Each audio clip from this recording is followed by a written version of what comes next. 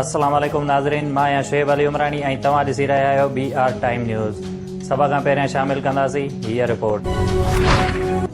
तहरीक इंसाफ़ जी ॿीहर चूंड कराइण वारे इलेक्शन कमीशन जे फ़ैसिले ख़िलाफ़ दरख़्वास्त रद्द। सुप्रीम कोर्ट हिन 75 डस्का ते ॿीहर चूंड कराइण वारो हुकुम बरक़रार रखे छॾियो।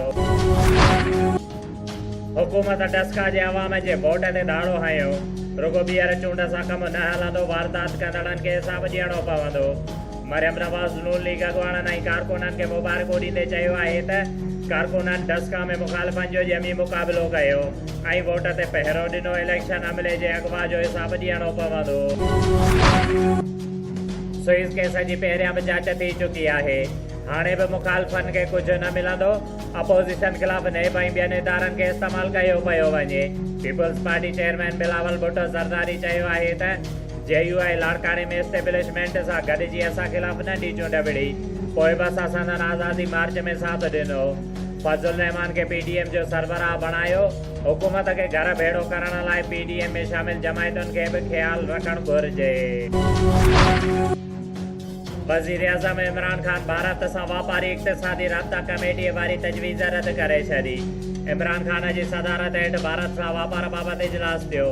वज़ीर आज़म चयो त मौजूदा सूरत हाल में भारत सां कंहिं बि क़िस्म जो वापार न थींदो। भारत सां वापार लाइ बालारियल कश्मीर जी पुराणी हैसियत जी बहाली ज़रूरी आहे। दरिया खान वारी भरिसां ॻोठ कुनेरीअ में ओचितो बाहि लॻण सबबि मोहम्मद खान कासकेली ऐं दड़ी बख्श कासकेलीअ जा घर सड़ी राख बणिजी विया। बाहि सबबि घरनि में पियल अनाज, हंध, खटू, सोन ऐं ॿियो क़ीमती सामान सड़ी राख। ॻोठाणनि पंहिंजी मदद पाण तहत बाहि विसाई वधीक घरनि खे बाहि लॻण खां बचायो वियो। मुतासिरीन खुले आसमान हेठि वेठल सरकारी अमलदारनि तोड़े चूंडियल नुमाइंदनि कंहिं बि क़िस्म जो को तावन नाहे कयो। All Pakistan clerk association municipal committee Nawabshah जे मुलाज़िमनि पारां पंहिंजे मुतालिबनि जी मञता लाइ नवाबशाह प्रेस क्लब ॿाहिरां एहतिजाजी मुज़ाहिरो करण बैदि प्रेस कॉन्फ्रेंस कंदे मुतालिबो कयो, जंहिंमें पेंशन, प्रमोशन ऐं पघारुनि जे वक़्त ते अदायगी न थियण समेत ॿिया मुतालिबा शामिल। जंहिं ते उन्हनि मुतालिबो कयो त असांजा जाइज़ मुतालिबा मञिया वञनि, ॿी सूरत में एहतिजाज जो दाइरो वधायो वेंदो।